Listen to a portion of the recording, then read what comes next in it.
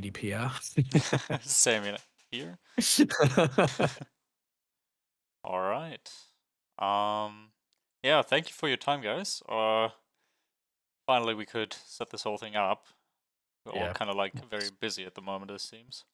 Indeed. Yeah, busy times. Yeah. And yeah. I don't know, do you want to maybe say something to yourself first? Introduce yourself or something? I don't know. Yeah. I mean, I'll just. How do you want to answer the questions, Dietrich? Do you want to do it in order, or just sort of like me then you, or you then me, or do you want to just? I don't know. I mean, if you just want to start with the first question, and I'll just chip in afterwards if I've got something smart to say, which will be rare. Okay. No, you've probably got more smarter things to say than I have. That's the thing. Okay. Well, you are smarter than me, so it follows. I would. Okay, so most people who have any interest in Storm of War probably know who I am already anyway. Yeah. From the server and from the YouTube channel. I don't really like giving too much away about who I am in real life, aside from the fact that I originally come from New Zealand. I lived in the UK for a while when I was in my mid to late 20s, I think, late 20s, early 30s, and then I moved to Germany in, oh God, I don't know, 5 years ago, something like that. I live in Bavaria. I have a day job in the I won't even say what field I work in, but it's not related to aviation. It's not related to aviation, and it's not related to the military. Yeah. So yeah, and that's what I do now. And I would say that Storm of War and flying and playing PC games is my main kind of non-family related leisure activity. So if I'm just by myself and I want to do something to entertain myself, probably, doing the server and flying on DCS is probably the main thing I would do. So yeah. All right. So right, okay, well that'd be over to me then. Right, so yeah, I mean, I have moved around so much. I've lived in so many different countries now. There's an interview that I did for the Storm of War magazine where basically I counted up the number of countries I've been in. It's insane. I managed to get out of Germany just before Phil arrived, so it was in the nick of time. But I afterwards found out that Phil was basically about maybe 20, 30 kilometers from where I was. So it was a near thing in an otherwise fairly large country. But yeah, I move around a lot. At the moment, I'm in Finland. I'm a scientist. I do research stuff, and yeah, so that's me. Yeah, pretty nice. Yeah, and you mentioned you kind of live around 30 kilometers from each other, which kind of also, how did you guys meet each other? That's like one of those questions. I don't know if there's maybe an article on Storm of War about this, but yeah, if you want to tell us how you met each other, I think a lot of people are interested in that. Dietrich knows the story. We were talking about this 2 nights ago with Red Dog, so. Yeah, well, I don't know. I mean, Phil and Red Dog had Storm of War already running when I found out about it. So I got into sim flying and aircraft and things fairly late in the piece, and so it was sort of already going at that point. So I don't know, Phil, if you want to just quickly cover the early years. Well, I know this is one of the questions we're going to get onto, but Red Dog and I were flying Cliffs of Dover, and there was a server called Storm of War that wasn't being run by us. It was being run by another chap, and we got involved in sort of helping him run that server a bit. And at some point he decided to stop, and we took over the server from him and the Storm of War name, which actually comes from the history book, The Storm of War. I forget who the author is, but there is a World War II historian who's written a book called The Storm of War. So it's kind of a homage to that book, I think, the name. We took over the server. It was a CLOD server. And then we started moving it from this event and mission-based rotation like we've got now with Cliffs to try and run a persistent Battle of Britain. That's what we wanted. We wanted to run a server where it was the Battle of Britain, and it was completely persistent. And it was 24/7. And we needed a lot of support with doing a whole lot of. It was geographic stuff, wasn't it? It was like modeling. Yeah, we needed to build a couple of systems which basically read the map, recorded all the activities that was going on the map, and then could. How do I explain this? Could build all the statistics around what was happening on the map. So it was all spatially orientated. Now, both Red Dog and I have some geography background, but really couldn't do any of the coding. And that's how we bumped into Dietrich, who's now going to explain. Yeah, how I came into this. Yeah. So I hadn't been doing any simulator flying. I was back in, this is around 2014 or so. I was online. I was playing a game called Silent Hunter 3, which is a U-boat game. And I was in this little multiplayer group. And there were others in the group that were also interested in other simulators, one of which was flight simulators. And they were playing IL-2 Cliffs of Dover, or CLOD for short. And at the time, there was a wreck of a Junkers Ju-88 right next to where I worked. And so because there was this plane crash, basically right next to where I was sort of interested in that and the history of it and various other things. And so at the time, I basically just asked one of the guys in the group, I said, is there a Ju-88 in this simulator that you guys are flying? And they said, yeah. So I thought, okay, right, well, that's interesting. I'll try it out. So I started on Ju-88s in CLOD. So that's where I started in flight simulators. And most people start flight simulators in Messerschmitts or Spitfires or Mustangs or things, but no, not me. So I was then running this little bomber squadron and with Ju-88s, managed to get some other people enthusiastic, and we were looking for a good server to play on and had stumbled across the Storm of War server. There were a few other servers around at the time, but the Storm of War one was the one that appealed to us in some way. And so, I don't know, we just got more and more involved in that. And at some point, Red Dog and Phil were talking about, having some sort of campaign interface where there could be an interactive map that you could scroll in and out, and it was on the web, and you could click on icons and it would show what the current status of targets were and what the stocks were and who had done what and all these interactive logs and all sorts of things. And they were asking, does anyone have any coding experience? And I said, yeah, I've got some coding experience. I'll try and help. And little did I know that, that was 2014, I think, maybe 2015. I think I got heavily involved in Storm of War, and then 6 years later, poof. All right, that is quite a story, I'd say. I guess that also kind of explains your profile picture, Dietrich. It does, yeah. That's why the profile picture is what it is. Yeah. The Ju-88 is also a very beautiful bird, I gotta say. I have some original British identification leaflets of the Junkers 88 lying around in my room, actually. Oh, nice. It's one of my favorite birds right after the Anton, to be honest. So, yeah. So in any case, we had this CLOD server going for a while, and we had these campaigns where we would basically run the Battle of Britain, and it was from the start of Kanalkampf up until sometime just after Adler Tag or somewhere into September, October type sort of time period. And we would run this until we were all exhausted, and then we would take a break for a while, and then we would start it up again, and we would run it again for another 6 months until we were all exhausted again, because it was really intense. We were running these campaigns, and there was stuff going every single weekend, and we'd have flight plans and command teams and all sorts of espionage and counterintelligence and all sorts of nonsense going on. But eventually we burnt out on it, and CLOD at the time was not making any progress. Team Fusion 5 was not out at that point, so it had sort of stalled a bit. And then the community sort of scattered to the four winds for a while until we got back to DCS. And then that part of the story is that, as people were leaving CLOD, we were trying different things.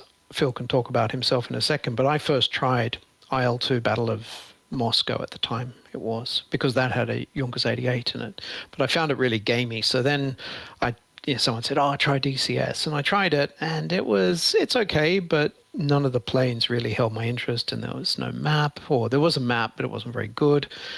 So I then went over to X-Plane 10, and I made my own mod. I made a Heinkel 115, and I flew that for a few years.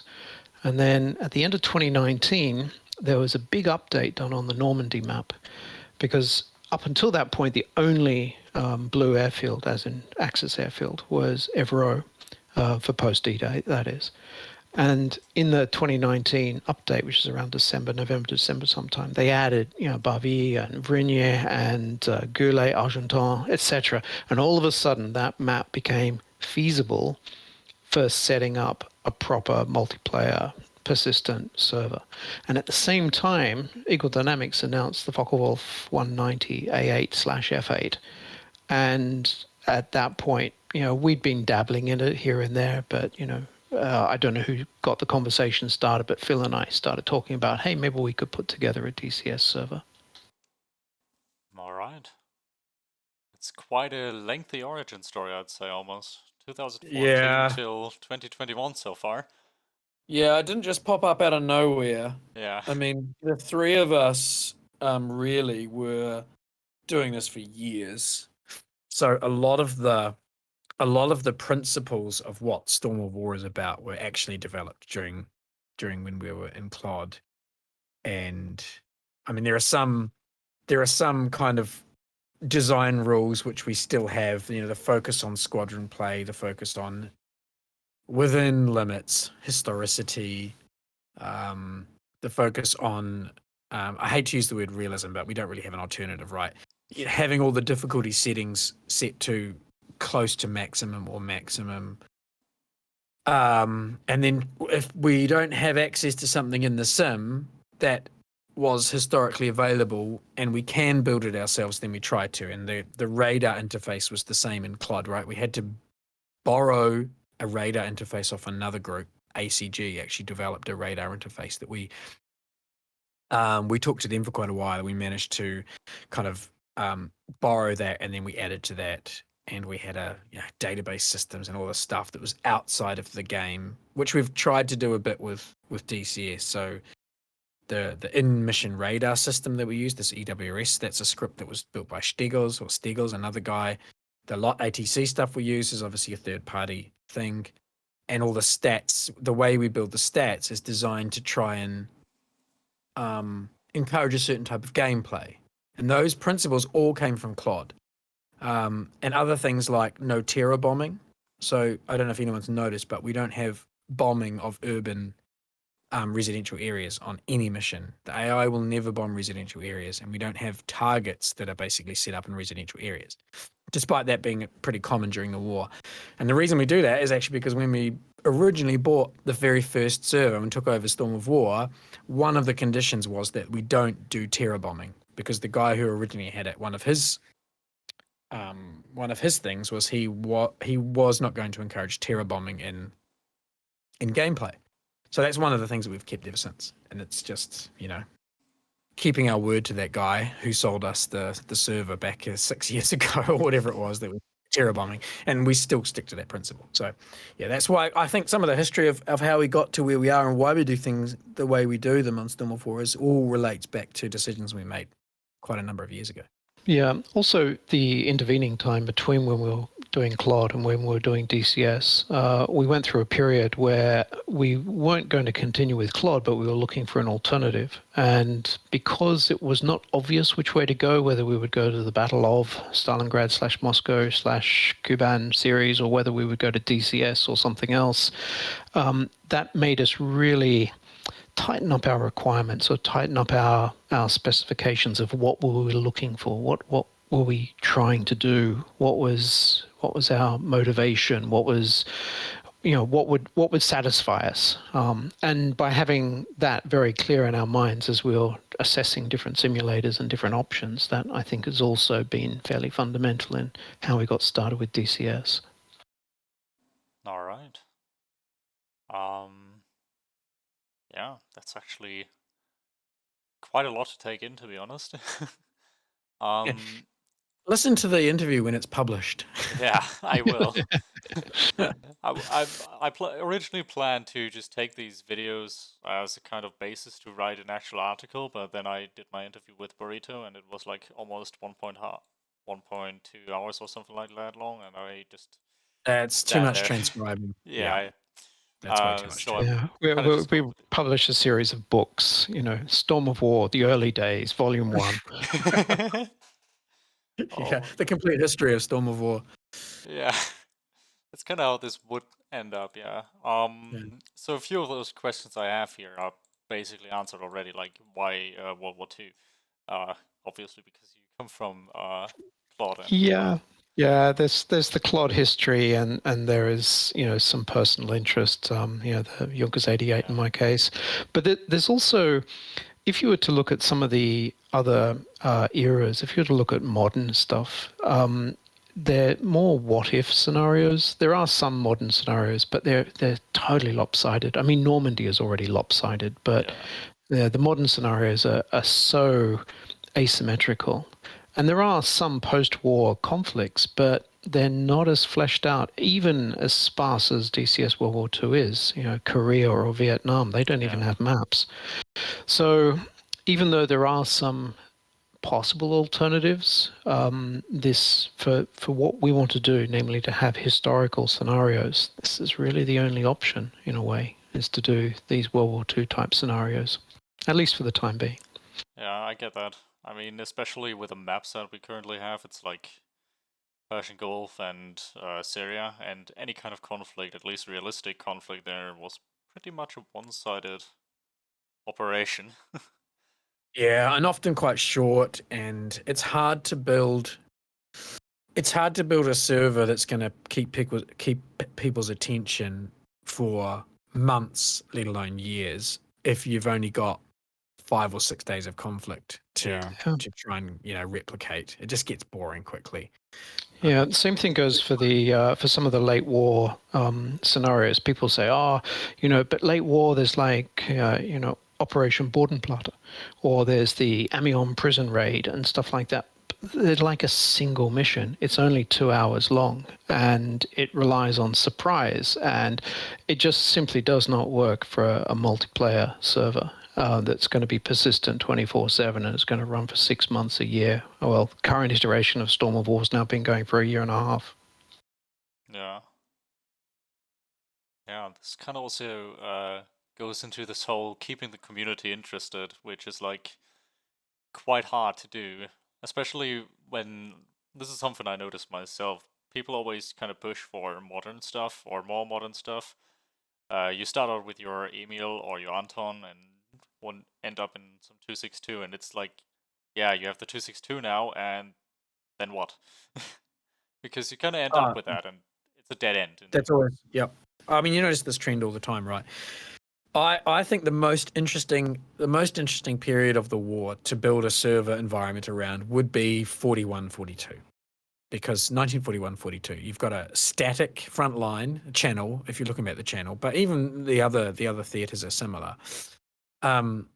Which is also why Malta's, I think, really appealing, especially for Red Dog. But you've got a static front line, so you don't have to worry about changing ground war, paces getting captured and all the complexities that come with that.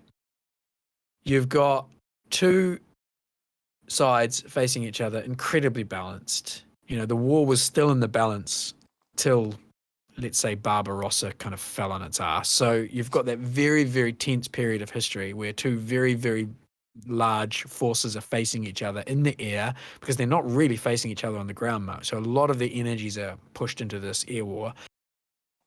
And there's just so much happened. Dieppe, all of this stuff, 1941-42 Spitfire 5s, 109Fs, the arrival of the first 190s, the arrival of the first US Air Force operations in Europe. And I think it's just the most interesting period of the war from a flight simulation perspective. But nobody seems interested in doing it. Yeah.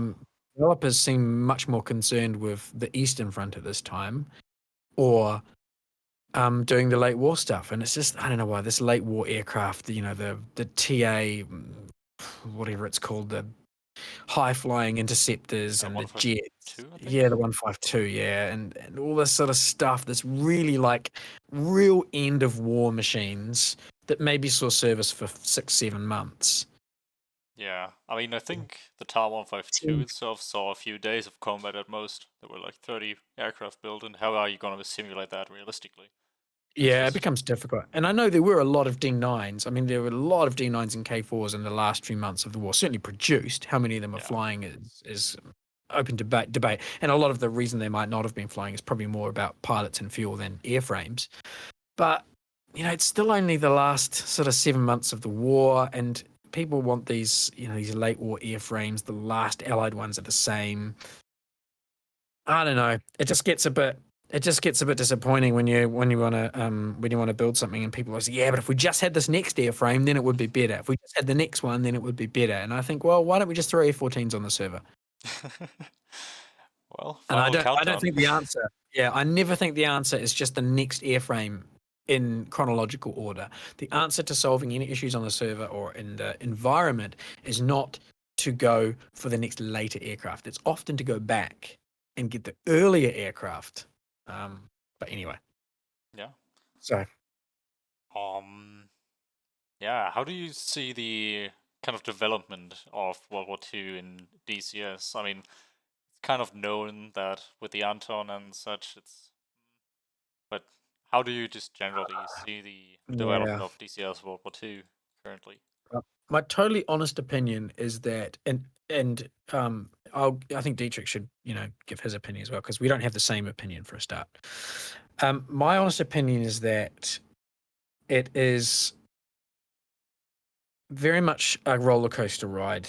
There are times I'm hopeful and I think things are coming together, and then there are times I think this is just going nowhere. I am baffled by some of the decision making at ED about what airframes they choose to build. From a combat perspective, it baffles me. Now, it doesn't baffle me if you think that ED's goal is just to have really well modeled warbirds for kind of a collection, right? You would have your hangar of warbirds, and it doesn't matter if you're getting airborne from a modern airfield or a period airfield. If you get into a wonderful machine and you fly it around and you get to experience the joy of flight in a simulated warbird, then it doesn't matter which ones they build, right? You could just have, a Hellcat and a Hurricane flying next to each other. Yeah. But trying to build sort of a coherent combat environment, the best argument for balance, and I put that word, I'm waving my fingers above my shoulders here, doing this little kind of like quotation marks in midair, even though no one can see it, is actually historicity. Basically, you can say, if you want to it's not about having a balanced server so that both sides are evenly matched. It's about having a balanced server that matches kind of the conditions that were present at the time. And that's the best way to then justify the decisions you make. You just say, if we had all the period aircraft available for like a 6-month period, any 6-month period of the war, if all the main airframes for that period were available and we had the suitable map and the ground units, then that's what we would build the server around. If it was 1940 or 1943 or 1944 or whatever, as long as we had the coherent assets, then that's what we could build the server around. And it would be better because of that coherency. So my feeling is, I don't really understand I do. I think I understand it, but I don't agree with it. Let's say the decisions about what gets built, and then there are other sort of quality issues that we've had more recently. With stuff working and then it not working, and not knowing when it's going to be fixed, and putting a lot of effort into meticulous bug reporting, Yeah. and not being sure about where it's going to go and what's going to get fixed, and then sort of feeling sometimes that the new aircraft sales are more important than the maintenance of the already released product. And these are perceptions, right? These are just customer perceptions. Yeah. I'm not saying this is how it is, but this is how I perceive it as a customer.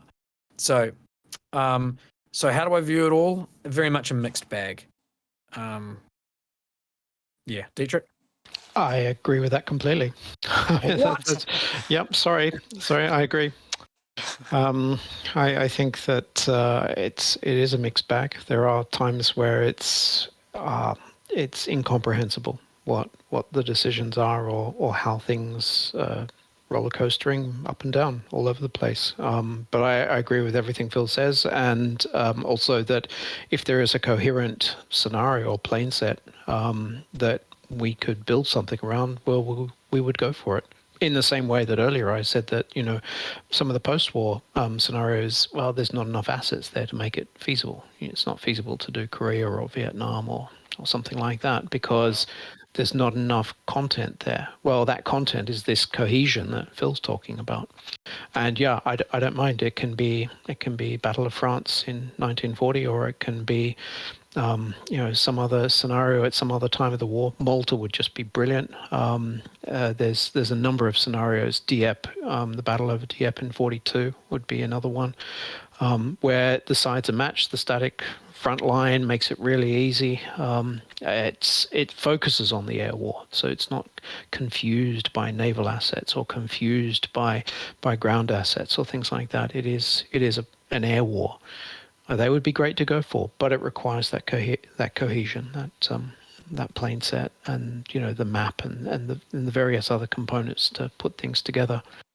In terms of DCS quality, well, I don't know. It's basically what Phil says. It's very difficult because we don't get the roadmap like the modern guys get.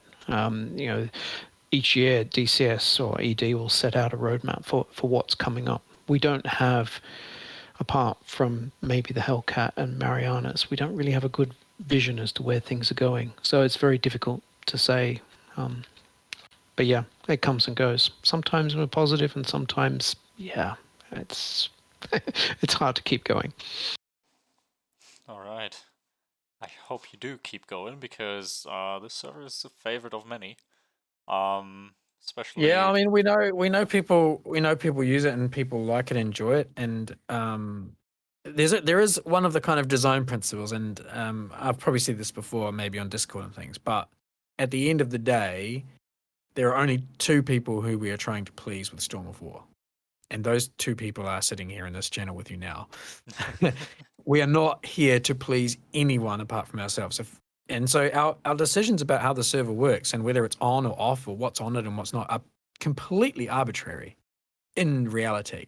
Dietrich and I just decide what do we like, and that's what we do.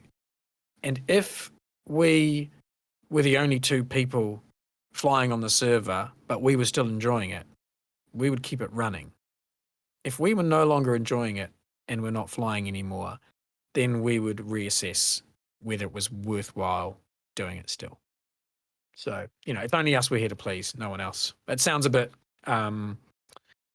sounds quite coarse and quite difficult, but unfortunately that's just how it is. We're doing it for our pleasure. So yeah, I mean, if you look at the very, very early days of the current iteration of Storm of War on DCS, back in around sort of January, February of last year, we had 3 or 4 people on the server, I think, something like that, and we were happy to run it because it was doing what we wanted to do, and we were putting things together, and the player numbers were minuscule.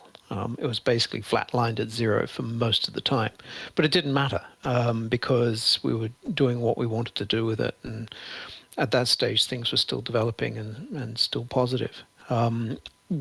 We're not chasing player numbers, and we are trying to put together, we have a set vision about what we want to do, but what we want to do is, in that vision, is not get a high numbered server, or we're not after competitive gameplay. We're not after complete level playing field and balanced esport quality server.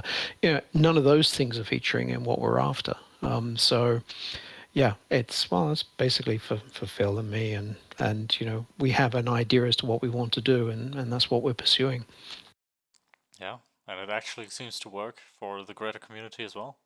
So You're doing something, right? If it suits the greater community, great. That's fine. It is a lot of fun having a lot of people around. Yeah. But we would actually like to see other servers. We don't want to be the only server. We don't necessarily want to be the most popular server because we're not going to cater to the esport guys. We're not going to cater to the acrobatics. We're not going to cater. We're not a training server either. So this Storm of War is not a place to learn how to bind your settings or take off or stuff like that. I mean, we want there to be other servers that cater to these different I don't know, gaming interests, I guess you would call them. Yeah. And I mean, in the end, if you don't like it, then yeah, I see that the server wouldn't be continuing to run, especially with the amount of effort you guys are putting into it. If you just burn yourself out doing all this effort and don't have fun while doing it, then Yeah, I mean, it's exactly that. There's a reason we don't have, let's say, God, I don't want to end up describing any other server, so I've got to be real careful. There's a reason why we don't just have like the blue team at Malpatus, the red team at Lessay, a bunch of trucks and stuff laid out equidistant from each base, with no flak or minimal flak, and a rule against vulching. Yes, the perfect blue versus red balanced matchup with equally spaced airfields on a cloudless day scenario. Yeah, we don't. There is the reason why we don't have that is because we don't like that. Now that's just our choice. I don't like that. I don't like that kind of thing. I don't like the kind of I don't know if it's predictability, but it doesn't appeal to me, right? For whatever reason. And if I start using critical terms, it will sound like I'm criticizing other people, which I'm not trying to do. It's just that's not what I want to do. So I'm not going to build a server that caters to that because I'm not going to fly on it. So why would I build that server? But I know there are tons of people that want that. They want to be able to get airborne from a predictable location each time. They want to, once they know where the targets are, they want them to be there every time. They want to be protected when they're on the ground so that they can go through their startup and get airborne before they're engaged. They want to have basically not balance, but they want to have similar strength on both sides.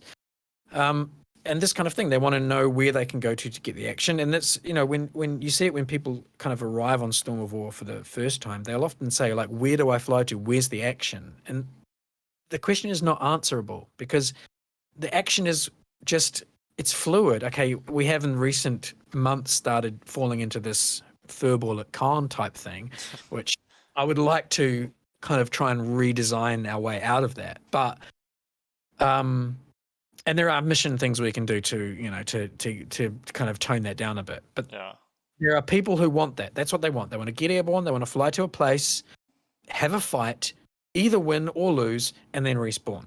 That is almost the antithesis of what I enjoy doing, and which is why Storm of War is not about that.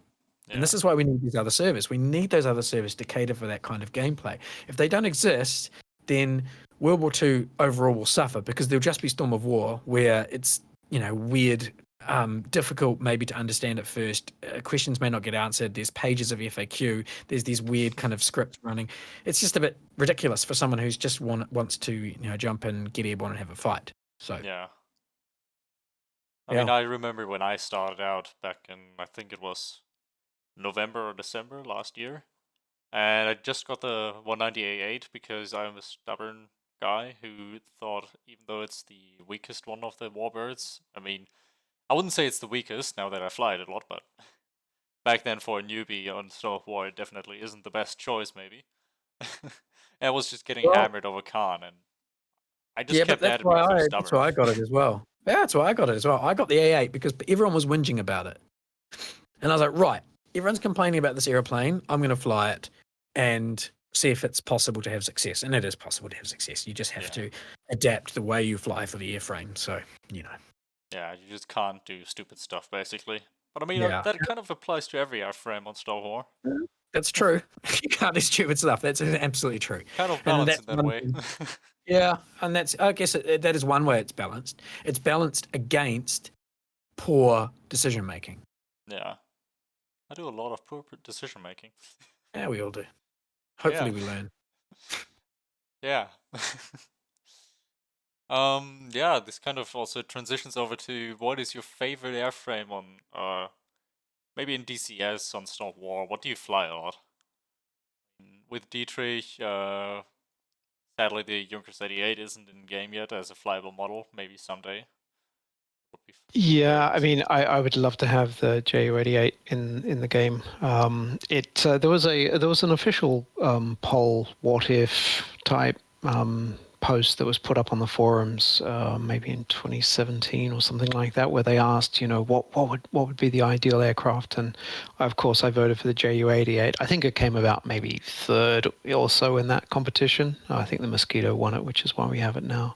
Love to have the Ju-88. That would be fantastic. But what am I flying at the moment? Actually, none of them. I'm a little bit too frustrated with them at the moment, between all the various different bugs. For the sort of mission that I want to fly, it's a bit too difficult at the moment. I mean, I want to do a ground attack mission.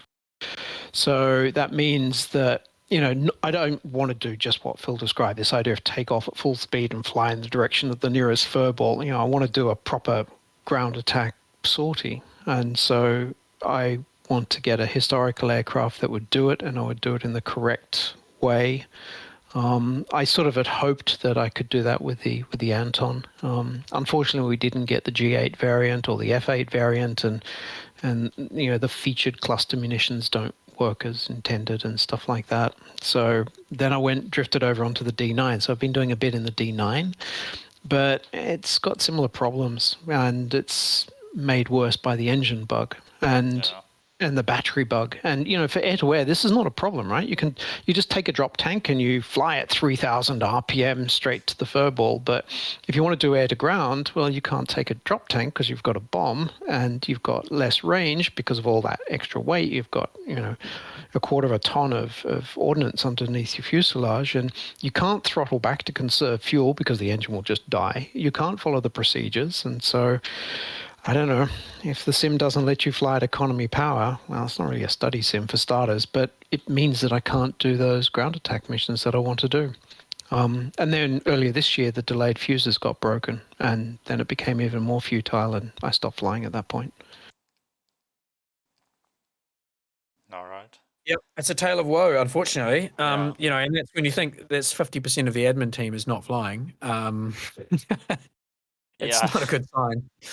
My preferred airframe has always been the Spitfire. I love the Spitfire in Cliffs of Dover. I love the Spitfire in DCS. It's always all my very first videos were all Spitfire videos. I could see myself flying the Spitfire 9 for years and years and years, and getting as much enjoyment out of it every time I fly it. However, in the middle of last year, I think it was August last year, I decided to, for the first time ever, try flying on the German team, which I've never done in a sim before, fly German warbirds. And I did it mainly because the server was lacking in players who were prepared to fly on the blue team. It was really bad for a long time, and a lot of people were complaining. I think it was putting a lot of people off. So I was like, right, I'll be one of the guys who makes the decision to fly blue.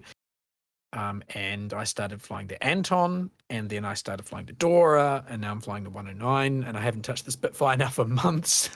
So currently, I'd love to be back in the Spit, but that means my whole squadron, we would all go back to the Spit. I would like to have some time in the P-47, but sometimes I just think I switch back over to the red side, and it's still 3-1, and I've just grown to really enjoy flying on the blue team. I think the blue team on Stim of War, I don't know, they just I think there is a different set of people for the most part flying on the different sides, and they fly differently. The comms are different. It feels different.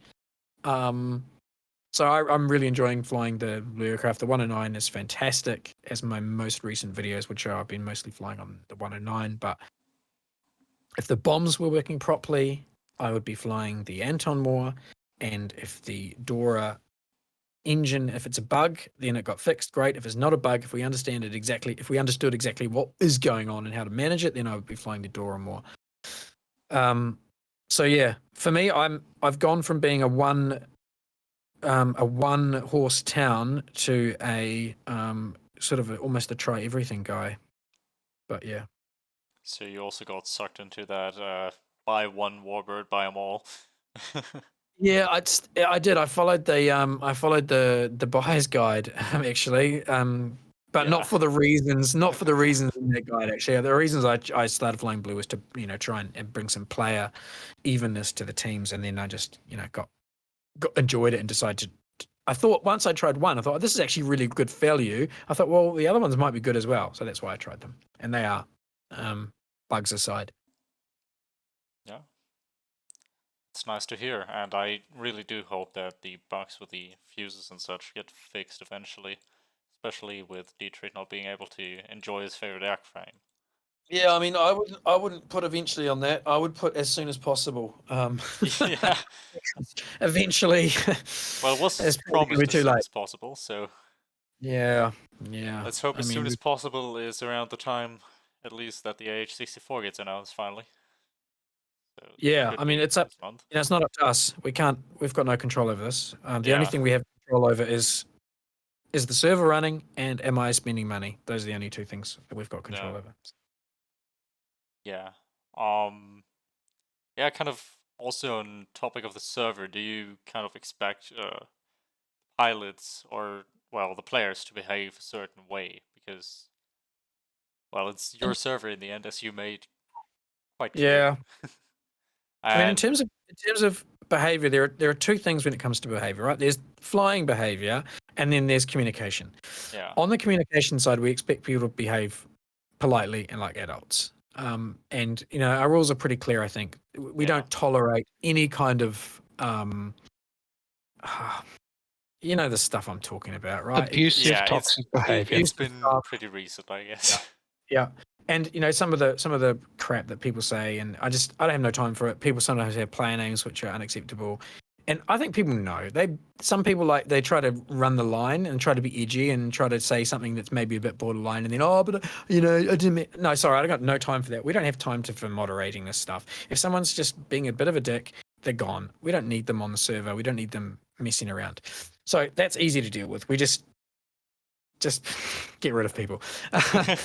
on the Make them fly player the Anton. side, yeah. on the how do people fly side, people can fly how they want, but that doesn't mean the environment will forgive them. And if people want to, if people want to get airborne and fly upside down, fly through the enemy airfield hangar, land on their airfield, I don't know. Apart from team killing, which is just not acceptable, it's basically trolling, right? That's a communication problem. I think that's team killing is accidental team killing is forgivable, but trolling is just gone. But if the people want to fly how they want, there's nothing we're going to do. We're not going to force people to fly historical methods. We're not going to force people to fly in squads. But if they're not flying kind of historically, or not executing good airmanship, or not teaming up with others, they're going to find the environment very punishing. And flying around by yourself over enemy bases, you're going to get into trouble. Flying around over big cities by yourself, the flak's going to get you. So the way we manage the way we expect people fly, or not, I don't think expect is the best word, but the way we kind of nudge people in the direction of the way we want them to fly is through structuring the environment in a way that flying the way we kind of think people should fly will get the results. Whereas flying in the way that's probably less suitable for the server will just, they might not enjoy it. They will just find themselves, perhaps not being successful. Another way of thinking of this is that if someone is joining the server, if they're wondering, how should I fly? What should I be doing? If they refer back to historical tactics and what did squadrons do historically, then they will have a positive experience. And so, if you think back, okay, I'm a lone pilot on the Western Front in, July 1944 in a German aircraft. What am I going to do? I know what I'll do. I'll just fly a lone sortie low and level down over the beaches and see what happens next. Well, People didn't do that back then. So it's a silly thing to do in a historical context. So because we've set up our server historically, well, it's a silly thing to do in our server. And the same thing goes the other way around.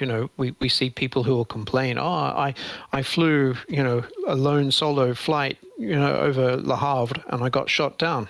I wonder why.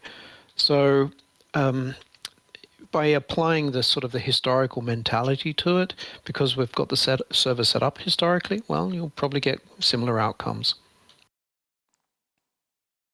Yeah, and I mean, worst case, they just get the laser flag badge on the website, I guess. If they keep complaining about it, that is.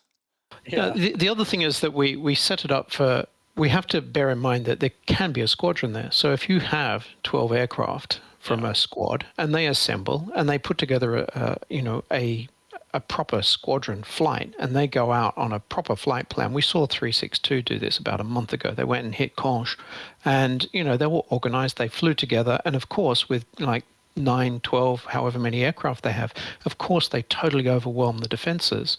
And so, they may have had the odd loss or two here or there, but, that's precisely what happened historically. You go back and you look, there's a very famous case that I use the whole time, which is Berna Harbor, 1943, Tunisia. There were two, not squadrons, but Gruppen that actually went in against a harbor area. So you're looking at something in the order of maybe, 60 to 70 aircraft, attack aircraft, going in against a defended harbor in Tunisia. And there are losses on both sides. But that's the size of the operation. It's not just like one guy and his mate flying in low and level.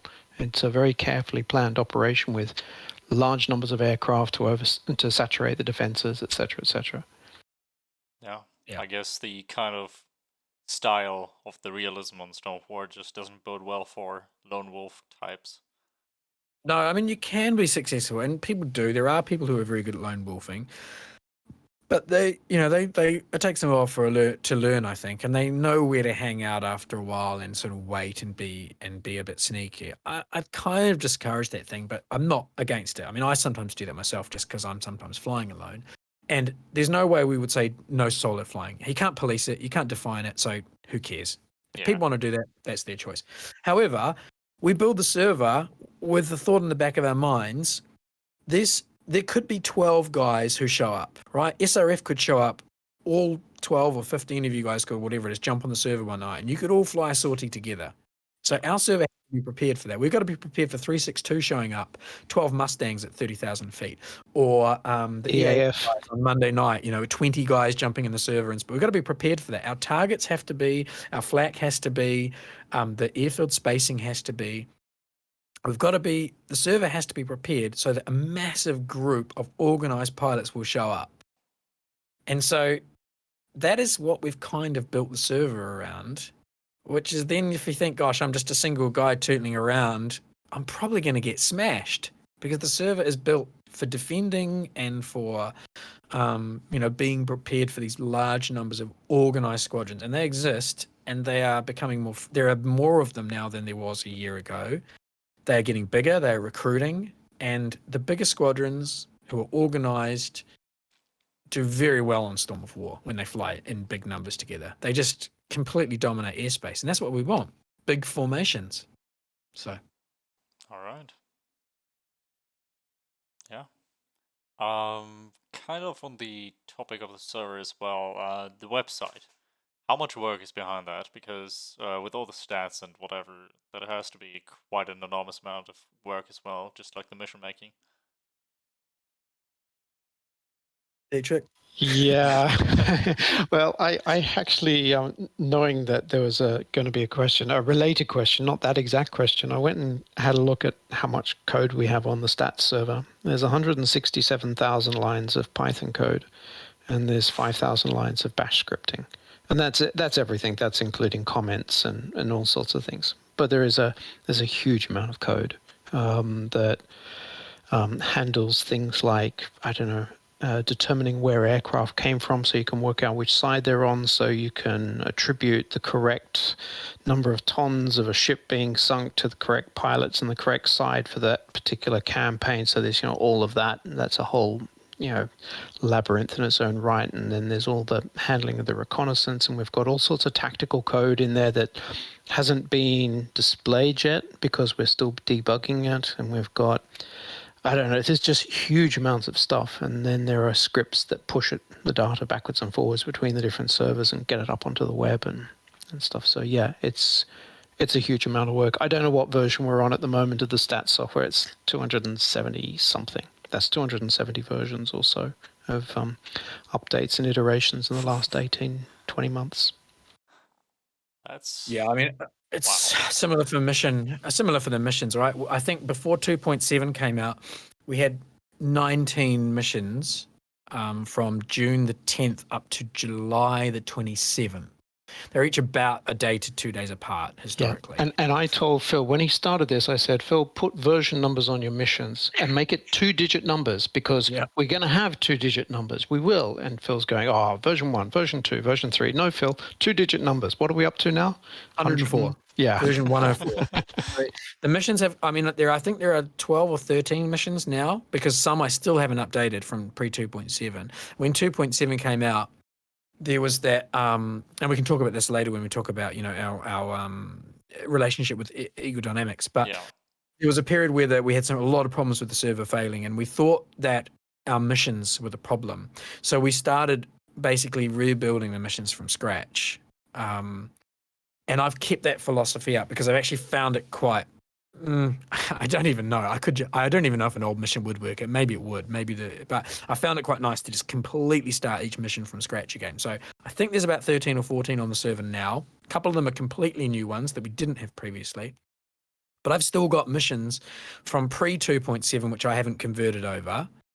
And the pre-converted missions are somewhere around version 93, 94.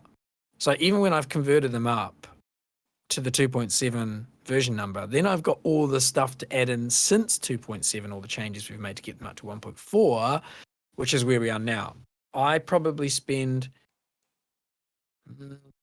5 to 10 hours per week on mission updates and edits. And I normally try to do one mission a week. If I can get one mission, either a new one built or an existing mission updated or bug fixed or something, that's kind of normally my goal. So in a month, maybe you'll see 2 new missions on the server adding to the rotation. But by the time I get back up to 15 or 16 missions, the next big patch comes out or the next big module comes out or something comes out, and I'm back to, updating them all again to the next version number. So it's just a constant. It's constant. And in addition to that, there are maintenance things going on as well. So, we have to update, lot ATC or, SL mod or SRS or, just simply patching the server. All of these little maintenance tasks are going on as well, looking after the Discord, keeping the websites up and running and sorting out connection issues with those. There is this constant flux of maintenance and support stuff that needs to be done, in addition to the big tasks of, developing statistics and record keeping, databases, missions, etc. That is quite a massive amount of effort you're putting into this. I did not expect this much. No, it's a lot. I mean, Dietrich's got a PDF somewhere, which maybe you can show you at some point, which is a network diagram of all of the things that go into Storm of War. And it's pretty, it's pretty mad. It's like a company organizational structure. It's pretty complicated. So, it's quite much more than I expected for DCS server. Yeah, we could just have, some 1 or 2 missions, basic stats, and pretty much almost, but even then, it's not just fire and forget. You can't just put a server up and let it run. You can't do it. Even the guys who have light servers, I reckon they're still spending a lot of time keeping their stuff updated. Even the guys who have 1 or 2 missions on their servers, I still reckon they're spending hours a week. And there's all the other stuff too. Discord is a huge time sink. And people have asked us if we want more moderators a few times. The problem we have is our moderation style is very much Just leave people to their devices, and then when it gets out of hand, just tell them to all shut up, right? It's like a kind of half-absent parent. They just let the kids play until one of them starts crying and one of them hurts themselves, and then step in and say, right, everyone off to bed. And then once everyone's calmed down, and this is, this happened recently, we pretty much have a hands-off, approach, I think, for the most part. And the problem with having lots of moderators, and people have very different ideas about what constitutes moderation, and then you have people complaining about different moderators. Why is this moderator like this? Why is this moderator? So-and-so banned me. And then I was like, we have to moderate the moderators. So fuck that. Yeah, who moderates the moderators? That is Yeah. a common Yeah. thing I Yeah. see as well. Yeah. So we don't have a big moderation team. It's just Dietrich and I. We keep an eye on things. If people are being real stupid, we'll tell them off. If they keep doing it, we'll just get rid of them, and that's easy. All right. We didn't really talk about it, but you mentioned your relationship with ED in connection to example 2.7 update. Yeah, how is that all going on at the moment? Right. So the 2.7 update, for people that don't realize or don't know about that, is when DCS updated 2.7, the new clouds, a whole lot of environmental changes, really good update, I would say. One of the fundamentally important updates that DCS has had, up there with 1.5 going to 2.1 or whatever it was, a couple of years back. Unfortunately, when we tried putting the server up, it kept crashing, and I think LFDM had some serious crashes as well, and we weren't sure if it was our missions, we weren't sure if it was our stats software, our lot ATC, we weren't sure what was going on. We struggled for weeks, and we ended up having to just turn the server off. We couldn't find the problem. And then, fortunately, someone from ED reached out to us. One of the developers at ED had found out about it through some help we had from another server operator. And I think I can probably say his name because he was really helpful. And this is some of the benefits of, other servers, is that I think on the whole, there is a pretty good relationship between a lot of the server owners trying to help each other out because we all have the same issues. Yeah. I'm just trying to look through oh God, I can't find his name here. We've been conversing recently about some potential issues as well. Anyway, sorry, maybe it was Dan. No, I don't know. Anyway, I forget the name. It feels bad that I can't mention his name here on this, but anyway, he reached out to us because he was having potentially similar issues. The problem got resolved because one of the developers at ED actually contacted us directly.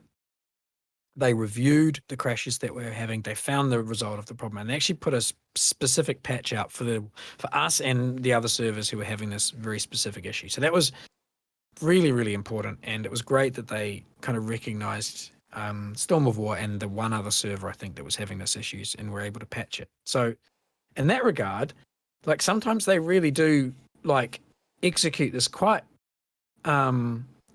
specific customer care.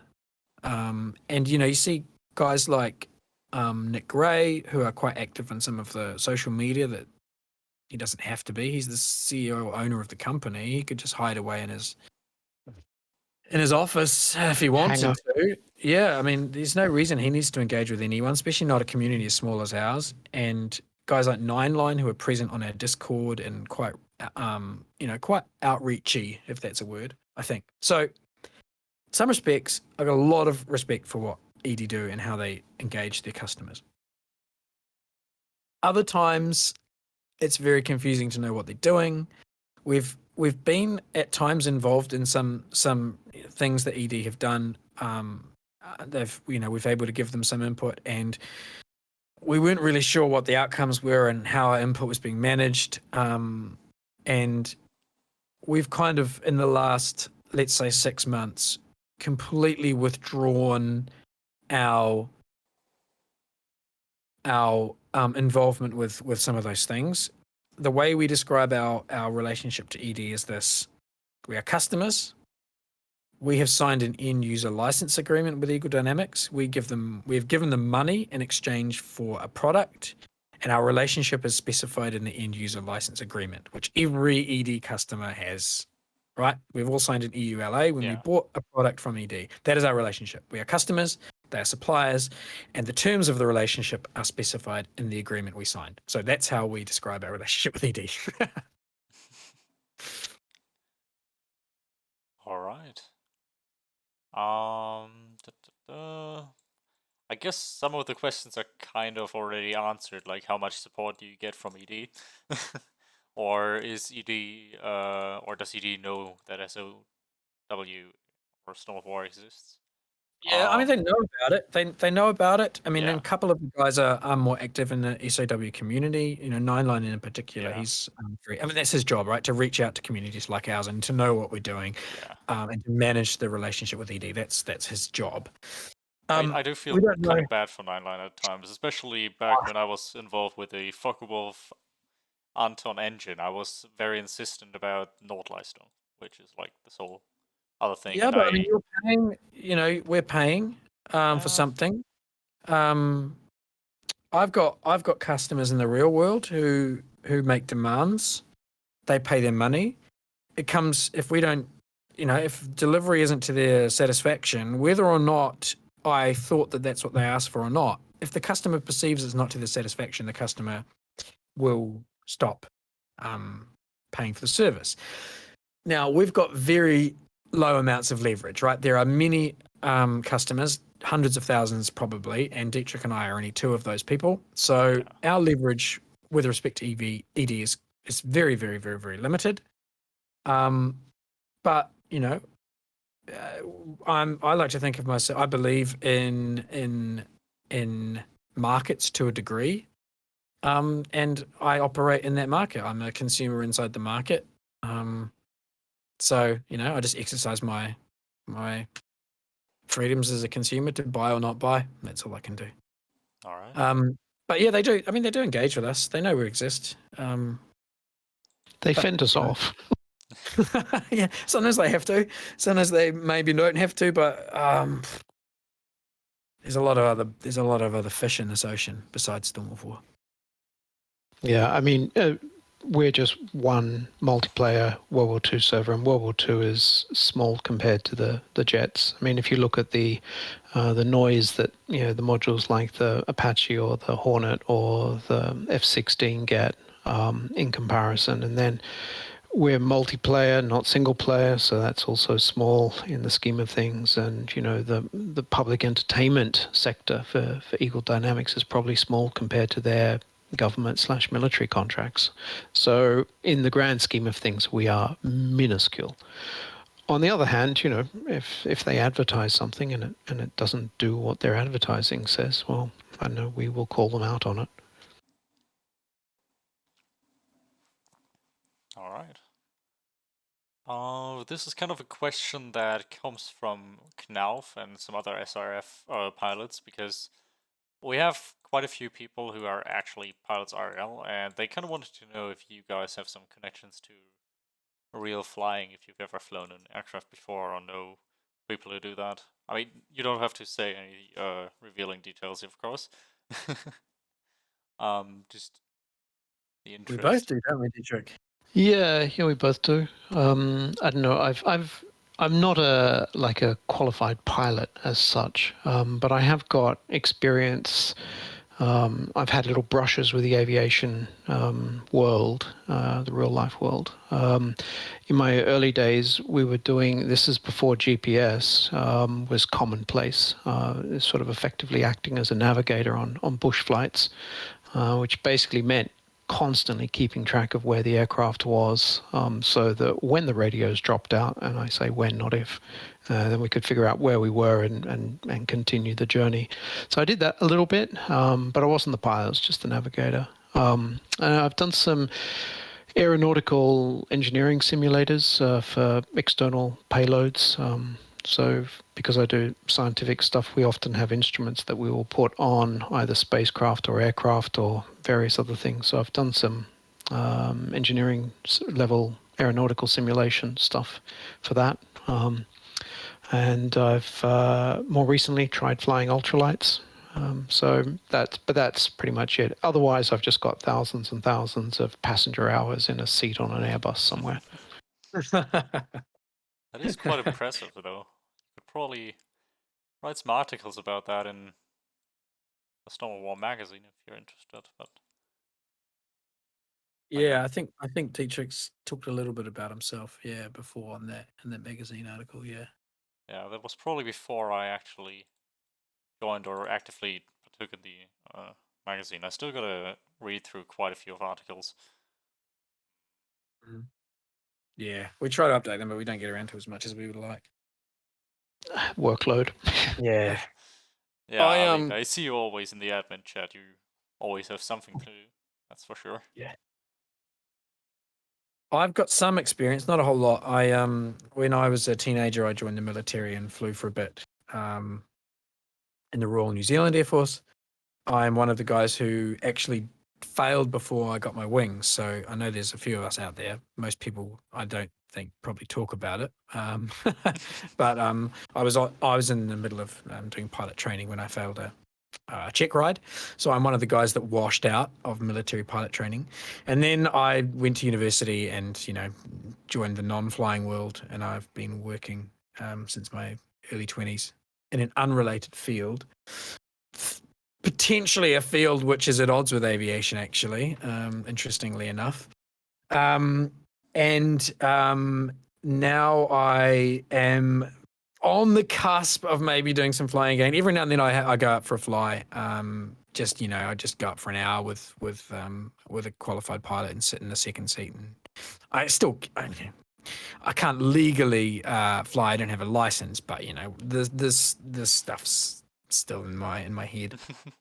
And then I'm sort of toing and froing about whether or not I start flying again recreationally, but I think my wife is pretty against it. She's worried that I'll have an accident. So, yeah, she'll require some convincing.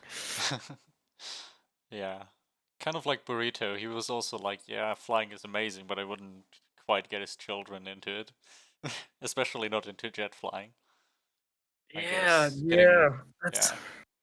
It's an interesting one because I don't know. I don't know how I'd feel about. I've got young children, and I would love it if they developed the passion for aviation that I have. But yeah, they don't know. When it's your kids, you're just so massively risk averse to anything your children do. It's ridiculous. So Yeah, I guess so. I'm too young to have children, I guess. So that's quite far off for me to understand this. yeah, no rush, no rush. So yeah, I think we're kind of getting to the last few questions, and those are mostly pertaining to digital squadrons on Star of War and your perception of them, kind of. And I don't exactly want to ask them how some of the SRF questions were handed to me because I think those might be a bit subjective or maybe even. No. I like the questions actually, and these are questions we don't Alright. get asked because most people are thinking about the multiplayer environment from their own individual kind of pilot perspective. Yeah. But as we said earlier, we explicitly and deliberately encourage and try and cater for squadron-based flying. Yeah. It's absolutely part of our design thinking about the server. We encourage the use of squadron tags. We encourage, and also the thing is, we don't have a Storm of War squadron. There is no SoW squadron, right? I fly with a group of guys, 54 Squadron. Dietrich has the 17th Flieger Corps tags, which is his historical group. I don't know. There's only a couple of them still floating around, but the Storm of War server is not attached to any specific squadron. It's not for a specific squadron. It's for squadrons, plural. So, we try to build stats that recognize squadron activity.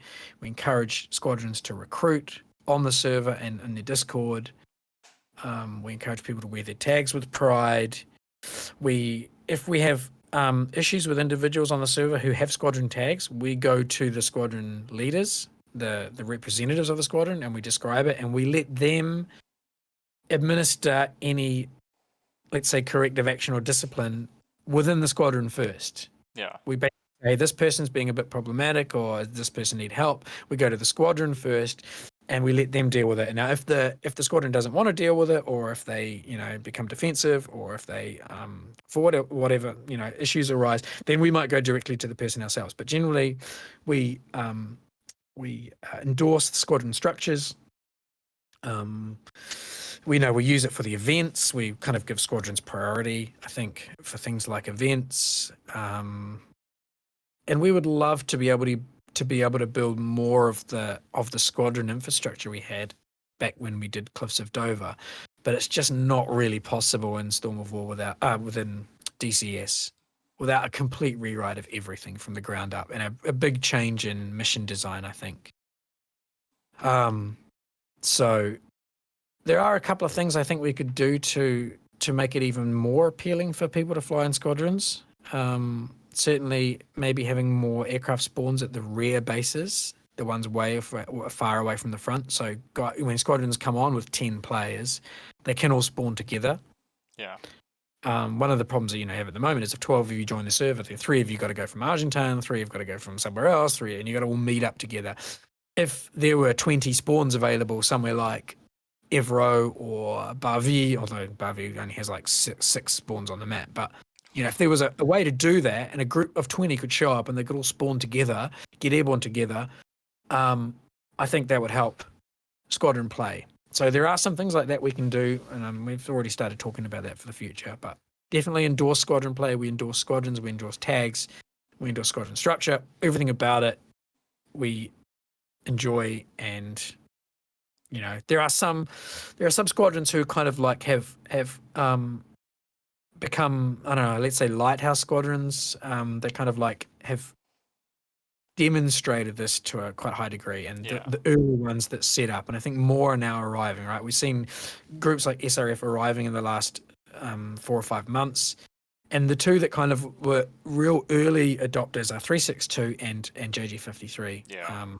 In particular, right? They're recognizable kind of squadron brands, I guess you might even say, on the server. So yeah, we've always supported that approach. Yeah, I mean, 362 is just legendary almost on the server. I mean, when I see 362 flying around with their P-51s, I already think like, ah, shit. Yeah, so do I. I'm always like, oh, it's those buggers from 362 are about. I gotta be on. It's this really combat boss music playing in the background. That's exactly right, but that's how you want it to be, and that's what it was like. The Abbeville boys were famous. JG26, they were a famous unit, and the squadrons used to come up against each other a lot. They weren't, especially towards the kind of mid second half of the war after Barbarossa. There weren't that many Gruppen in France, and so you would have the same. Let's take Johnny Johnson's wing, right? The Canadians kept bumping into the same Jagdgeschwader or the same Gruppen again and again and again, and you develop this kind of like rivalry. I mean, it was a lot more brutal back then. It was a deadly rivalry, but it becomes in the gaming environment. It becomes this kind of rivalry. The squadrons clashing with each other, and we really like that sort of thing. Yeah, and in my opinion, it's actually quite nice as well because I, as an SRF pilot, can just go to 362 Brandon or Iceland and ask them for tips on the D9 or the P47, and they actually give me those tips, even though we are kind of, I wouldn't say rivals, but well, they mostly fly allies. SRF currently mostly flies Axis, though we try to kind of change that at the moment, and I think that's actually quite special. Yeah, it is. Yeah, we really like that sort of thing. So yeah. And I guess the last two kind of questions, well, I'd say we can almost skip the question about the Corsair and Mosquito on Storm of War, because that's kind of been answered in chat at least quite a lot of times. Yeah. The Corsair, we've put the magazine article up. The Corsair can be included on the Normandy map, and there'll be a very limited number of them, but definitely we will put the Mosquito in. I mean, assuming the server is still running and the Anton gets some attention, then we'll put the Mosquito in. We do have some testing and stats stuff we'll have to do. If we decided to put the Mosquito on the server tonight, it would still be a few weeks before it was actually on, because there's a lot of background work preparing all the stats. Multi-crew stuff, exactly. We're completely unprepared structurally for multi-crew. We have no idea how that's really going to work on the stats. So, and I think people mistakenly think that it's just a matter of switching it on. And that, we just, I don't know, open the mission editor and plonk a couple of Mosquitoes down and reload the server and away we go. But yeah, there's all of this coding that needs to be done. We need to handle the events. How do we handle somebody's stat records if it's a navigator and not a pilot? How does that show up when it comes down to attribution of tons of shipping sunk, or all of these things? What happens if a navigator disconnects but the pilot doesn't? And the navigator or the other way to around. save his life. Yeah, the pilot the other way disconnects, around. the navigator stays in the airplane and then changes to the pilot's seat. Or, like, how do we deal with that in the stats? Can you cheat by being in a Mosquito, whereas you wouldn't be able to do it in a non-multi-crew airplane? There's all these questions which are completely unanswered. Yeah, there's a huge amount of work ahead of us on the Mosquito in particular. For something like the Corsair, less so, because the Corsair would be like adding the P-47, which was the last aircraft that we added in. And yeah, you need to update the database. You need to go through and check all the ordnance and make sure that's all working. You need to do some test runs. It's maybe, half a week to a week's worth of work. But multi-crew, that's a lot.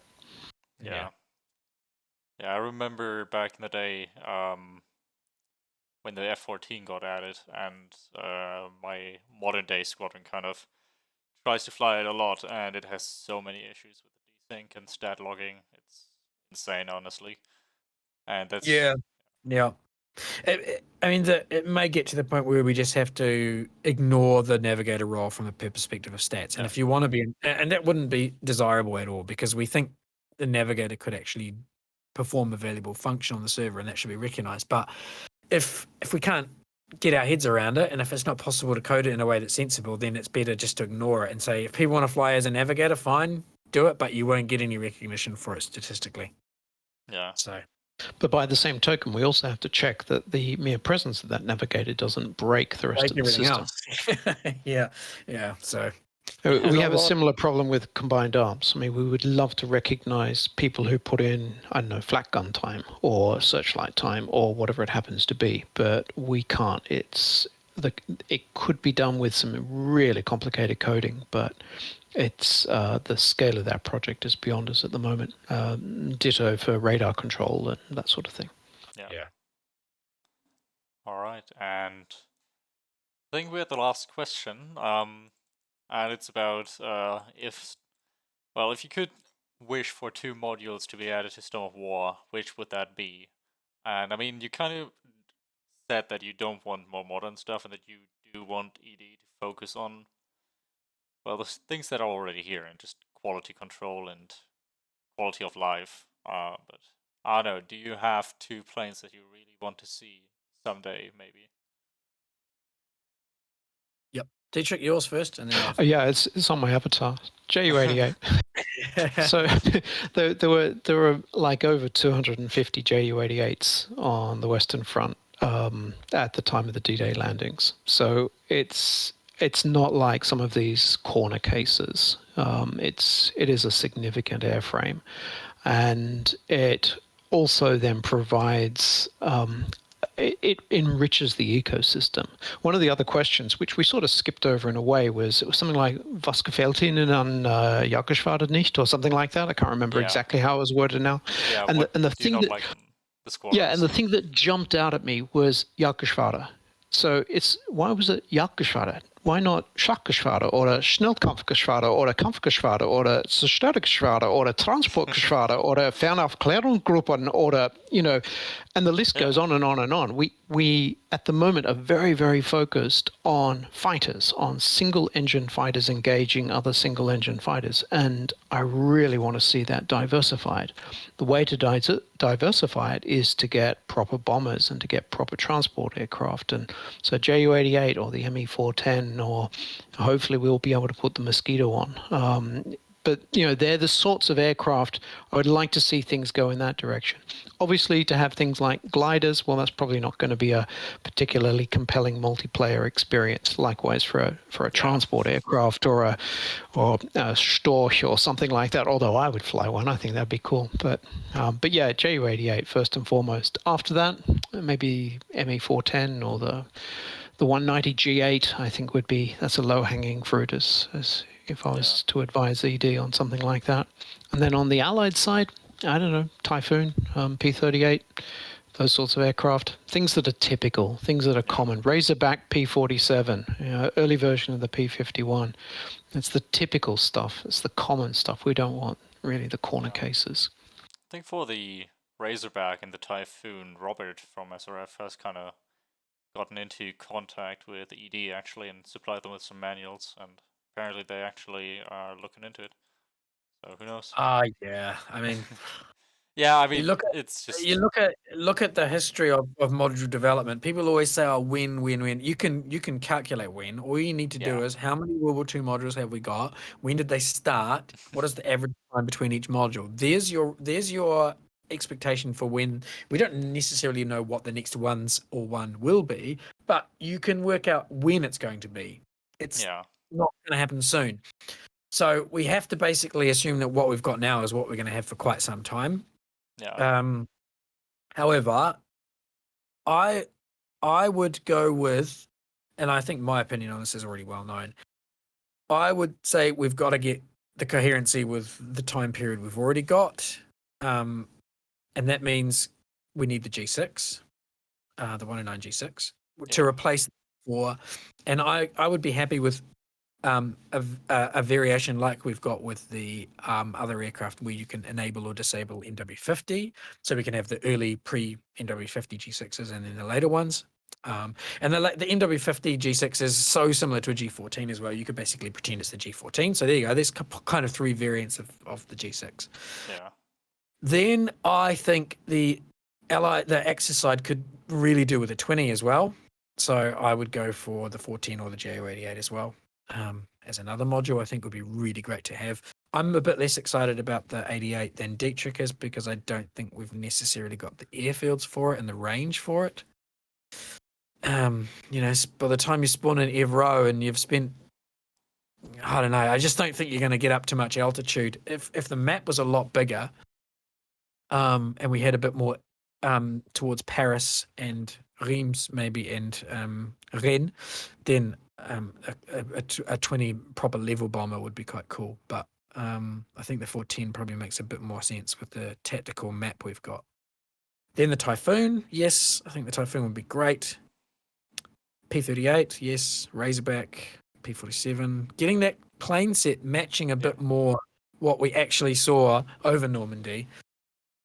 It's just so weird that they put a Normandy map out with the plane set they've got. But anyway,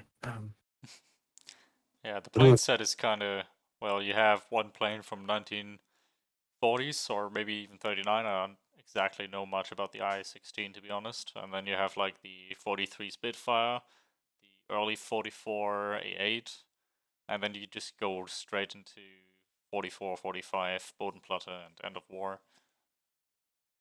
yeah, I mean, it's true that there were Spitfire 9s facing off against, well, not necessarily facing off, but there were Spitfire 9s present in the same airspace as D9s. So those aircraft were facing against each other, but you start, I don't know, you just start getting these kind of like the last of those and the first of these sort of, and I just think what you want to have if you're gonna have a historical situation is the most common variants of each type should be represented. So it's like the 262. So the 262 did see action over Normandy, but it is like 2 sorties, and it's like 9 aircraft in total, and I'm not even sure if all of them flew. I've certainly got records for 4 of them having flown. So you're talking about 4 aircraft. How many of the aircraft did the Allies have? Thousands and thousands. So it's what Phil says. We're after the typical. What is representative of the Normandy campaign? And it's not these extreme corner cases. Yeah. There's so much potential. There's lots of aircraft they could do. I actually thought when the third-party development for the Corsair was announced, we might see a sudden kind of rush of third-party devs showing up with other modules. But then Microsoft Flight Simulator popped up, and I just thought, you know what? If I wanted to sell a World War II module, if I wanted to sell a World War II aircraft, I would not develop one for DCS if I was after the money, because I would just produce one for Microsoft Flight Simulator 2020. It could be, you don't need any damage modeling. You don't need any weapons modeling. You basically need it to look right and sound good and fly reasonably. under kind of normal, let's say non-edge of the envelope flight regimes, and you could sell 10 times the number you're going to sell in DCS. You might sell 5,000-6,000 modules in DCS. You'll sell 50,000-60,000 in MSFS 2020. Yeah. So I just think that pretty much put to bed the idea, I think, that we're going to get lots of third-party warbirds. I wouldn't be surprised if the Corsair is the only one we see. Yeah, I mean, it's kind of also what we're seeing. I think one studio was like, yeah, we might do the P38 because they did it in Microsoft. Flying iron And simulations, yeah, and they've just done it for MSFS 2020. They've just put their one in that same they studio. looked at DCS and were like, yeah, no, we would have to completely redo it all. Yep. So, Yeah, it's just too much. Damage modeling, DCS is- weapons modeling, all of this stuff. Blah. Yeah. Well, No chance. maybe Heatblur will do something eventually after the Eurofighter. Oh, Yeah, Well, I that'll be the can only hope. A6, and then there'd be the J35, and well, they've got their own list of aircraft Yeah, that they I would can't love to see them. tackle. I mean, to be I can't fair, see the That's not gonna F-14 could be used for the final countdown kind of scenario. The Well, odd I event mean, in we could, October or April. Well, we don't have a Gloucester Meteor. If we're going to have a 262, then we need a stand-in for the Gloucester Meteor. So maybe the F-15 could fly as a Gloucester Meteor out of Manson. Yeah, exactly. Yeah. I mean, food of thought for April next year, maybe. Who knows? Yeah, the April Fool's. Yeah. We've thought about that before, throwing in a silly module on an April Fool's Day, but we've never done it. Yeah, well, for instance, the performance of the C101 is not too dissimilar to the ME262, and yeah, we have talked about, well, we could test it. We could just put one in and we could see what happens, just see how the community reacts. But we also know that would be opening a Pandora's warehouse of worms that we would never see the end or hear the end of. So yeah, we'll shy away from that, I think. Yeah. That is very understandable, I guess. Otherwise, it will be the Eurofighter out of Evro. Well, gotta balance the blues somehow, no? Yeah, if we had a tornado mod actually, or burrito might be pretty keen on that. But... Yeah, I just don't think it's going to happen. The World War, I think we've basically got the Corsair. That's it. We'll see from third parties, and then we're at the behest of Eagle Dynamics. And I don't think Eagle Dynamics is really interested in the Western theatre for a while. I think we'll see Hellcat or something, and then who knows what after that. They'll probably have to do a Japanese fighter. I think they'll be forced to. Yeah. And then we've got 2 or 3 aircraft that can fly in the Pacific theatre. And we're back to where we were 4 years ago or 2 years ago with 3 aircraft. I don't know. Not quite the right map. Yeah. It doesn't work for Storm of War. That's what I'm saying. Like, if you want to just have interesting warbirds to fly and, you don't want a Storm of War scenario, it's fine. If you want to just have it all in dogfighting where everyone just piles in and you go crazy shooting each other down, that's fine. It would suit that, but it wouldn't suit Storm of War. So that's the only reason Dietrich and I are interested, because it doesn't suit what we want. But we are not representative of the customer base. This is very true. We have to keep underlining this.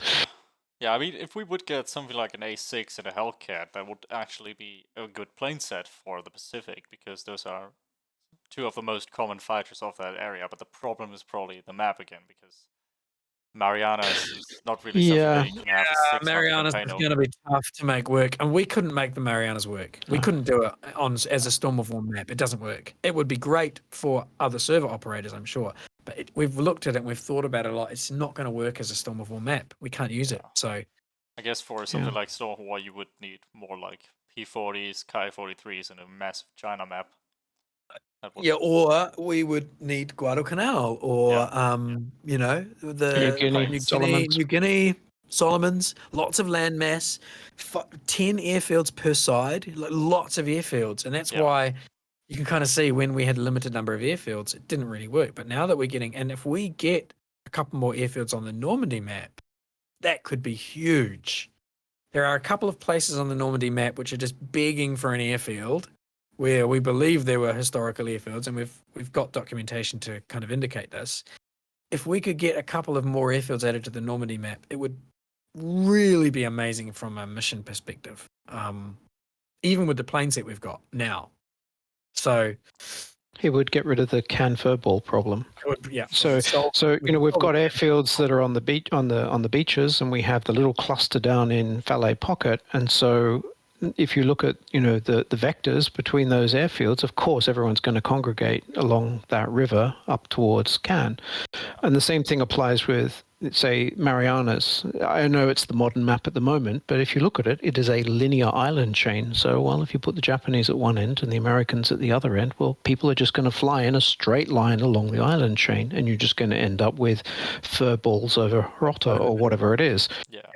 And you can try and put targets off that axis to try and get people to fly out into the sea or to other areas of the map, but ultimately your opposing sides are coming from airfields that are on a line, and they will slowly, even if someone goes after a maritime target or a ground target that's off to the side, slowly the whole furball will get dragged back to that midpoint between the two. So the way to fix that is to have airfields that are scattered across the map, which allows you to have vectors coming from different directions. That's how you break up furballs, because the furball is fueled by more aircraft just flying into the furball. But if that furball it's not in a single position, but could be anywhere, that encourages people to spread out, and that encourages people to form squadrons and to go in with proper packages. You could do it on an ocean map, but then you'd need carriers. And those carriers are great because you can move them anywhere. But, just think about what the traffic is like at Argentan, and then imagine that on the deck of an aircraft carrier where you've got landing aircraft, taking off aircraft with no room for error. And when something goes wrong, So from a persistent multiplayer perspective, we cannot rely on an aircraft carrier to save us. We need more stuff scattered around to make persistent multiplayer work. And it's understanding some of these things, some of these, player vectors and combat areas and congregation points, and what is the equilibrium between different sides under different balance conditions. People sometimes don't see that when they see the symptom of the problem, which is the furball or whatever it happens to be. I certainly don't see that. There's a lot of complexities around all this, and we observe player behavior. We think constantly about why things are the way they are. How does it? And we would never used to have this. Back when we had more spawns at Lessay was one of the focuses of a lot of missions. Like there used to be always, the bloomin' Lessay is the big furball, and then we reduced some of the spawns at Lessay, and then it all shifted across to Caen. So that was a very clear signal to us that very small changes, simply changing the number of aircraft available at a location on the map, changes the whole nexus of the multiplayer environment spatially. So we know the principle it works. We know that there's almost a law, probably some kind of flight simming law we could name after this principle. But what we need then is more spread of airfields. And you've got the west and the east in France. You've got all that area up to almost Dieppe and east and northeast of the Seine River. And then you've got the area west down to almost where Rennes would be, and I think it's Avranches. Yeah, Avranches, Saint-Malo. Saint-Malo. We know the Luftwaffe operating from Rennes throughout the Normandy campaign. In fact, it was the sector command for the Brittany command. And then we know that Saint-Malo was used by the Luftwaffe at least up until close to the invasion, depending on, what aircraft they were using. It was probably still open as an emergency landing field. So there were bases around there, and having those kind of usable would dramatically, I think, change the way that aircraft are operating on the France side. It would also be similarly interesting to have more bases in England, but because the distance is so great, they don't make much of a difference, right? An aircraft coming from somewhere like Hawkinge is probably going to still fly straight to maybe Le Havre, but they're going to skirt around Le Havre and go straight towards the beach if they wanted to. It doesn't really change it much. All this stuff is, there are players whose behavior we pay particular attention to, because they indicate they indicate certain successes and failures from a mission design perspective. First of all, we know that some players, their mentality is to understand exactly what the mechanics of a mission are or the server are, and then to exploit them most efficiently, right? So they want to know, okay, exactly where is the flak? How does it fire? Exactly where are the targets? How are they set up? Under what conditions does this happen? Under what conditions does that happen? If I turn my wing left or right, what will be the outcome? They want to know everything. And once they know it all, then they will work out the most efficient method of achieving what they want to achieve. And this has got nothing to do with historicity. This is purely gameplay decisions they're making. And then they will play the game in the most efficient way, given the rules and the design of the missions. So we watch we know who these players are. We generally know who they are. And we watch them and we observe their behavior, and then we make adjustments to the missions based on their behavior. And I'm sure other server operators do the same thing. Because if you don't, people will start complaining. So you have to try and get ahead of the complaints. Yeah. But ED could help as well. I mean, plane set's another thing ED could help with. We understand the complaints about the K4 and the D9. They're totally valid, but we can't do anything about those. So Yeah. The whole flag thing, I saw you are going to do something about it, but I mean... Yeah, I mean, I've put up the video already showing the initial problems we have is just, how do you, even with 3 guns, how do you arrange 3 guns on the lowest skill level? And these are the 18 guns. This is the oldest of the 88mm flat guns that we have available to us. Should be the least effective in theory. I've only got 3 of them there. And in one instance, they are just madly accurate. 4 rounds in a row, bang, bang, bang, bang on the one aircraft. And in the other instance, they almost seem like they're pointless. So you go this real extremes. It's really hard to design around. Yeah. Really hard. And these units also come with a cost as well, because when you put a new unit into the server, you're affecting the performance and the frame rates and the server load, and also the maintenance of that mission as well. Because if you need to make a change because something has happened, ED have made some change somewhere, you then need to go and adjust this mission. And if you've put in 30 new flak units, only which may, a given player may only see maybe 2 or 3 of them because they're only attacking Argentan or, Bene-Sumer or where it happens to be. In the whole mission, there's still, 50 new flak units or something. And there's, 18 missions or something. So there's a maintenance cost associated with these changes as well. So it's also, it's a lot of work to chase a very moving target. Yeah. Yeah. And we also are limited in even with the flak. I mean, we don't have a nice uniform flak set. I mean, there is no 37mm German flak unit. We don't have a good selection of flak units for the Allied side. We've got, one light, one heavy, one medium here, and we're relying on other things such as, the ships. We will park these big armed transports off the coast, because at one point we were having furballs over, where was it? Longsemer. There used to be a furball over Longsemer in the same way there used to be a furball over Lesay. And so the way to fix that was we ended up putting a big armed Samuel Chase transport, parked it there, and use that as a way to discourage people. But the laser flak complaints about those transport ships was equally vehement when they got put in, I can assure you. Yeah. A lot of stars were issued that campaign, I guess. Yeah. Yeah. Yeah. I mean, yeah. Fun with this as well, the stuff. It's just, it's not completely humorless. We recognize that, sometimes it's just totally frustrating. I mean, you just want to vent, and so we just have a bit of fun with that as well. Yeah. I think most people also know that because, well, I'd hope that most players at least know that you guys don't really control the level of the flag as much as you would like to. Oh yeah, I mean, we'd love complete control. I'd love to be able to basically say, right, flat guns will only fly, they'll only fire under these conditions, they'll be this accurate on average. I'd love to be able to specify. It'll be shitloads of work then having to do it all.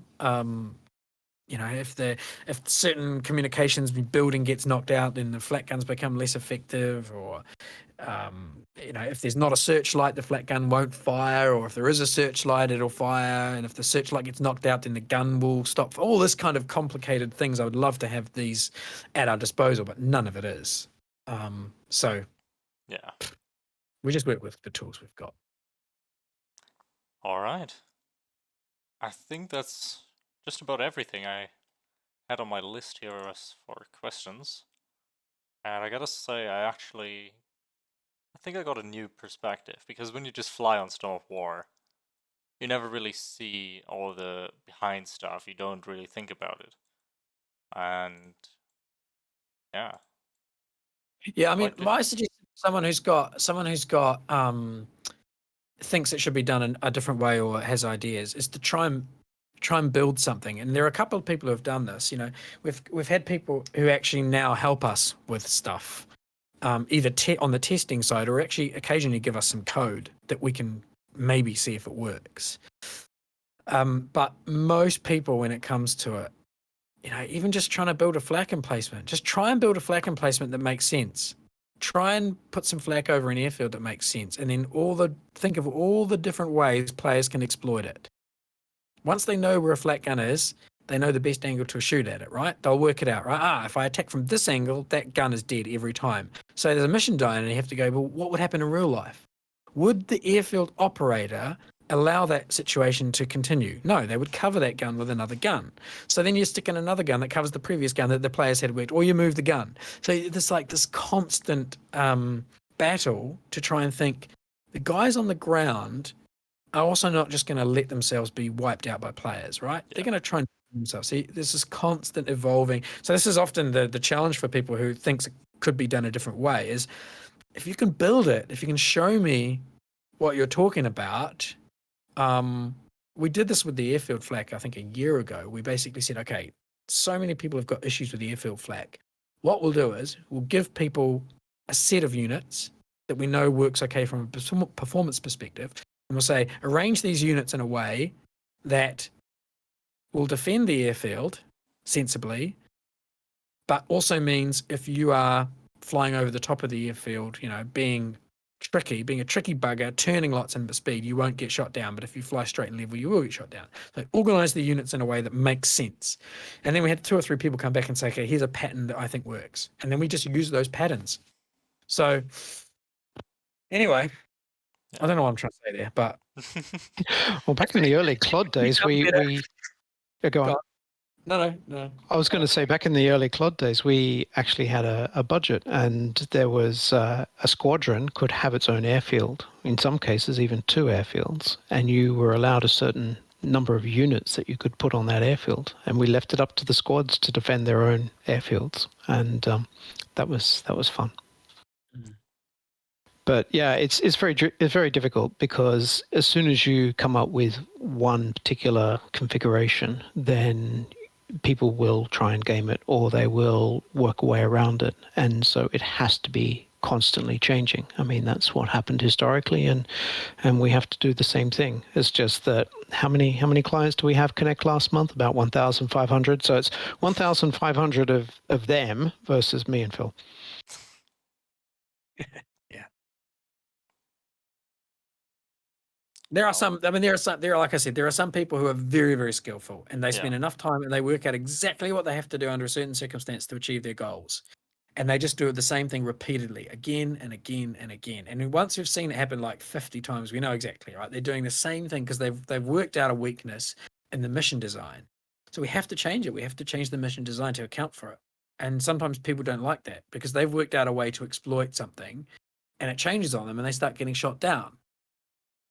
It's like, well, we have to. We can't just allow someone to constantly exploit and we've only got a certain amount of size we can build the missions up to. We can't just put sound effects and air raid sirens and countless briefing maps and the missions and everything explained to everybody, because the missions will get too big, right? Yeah. You start adding, the missions get big, they take a long time to download.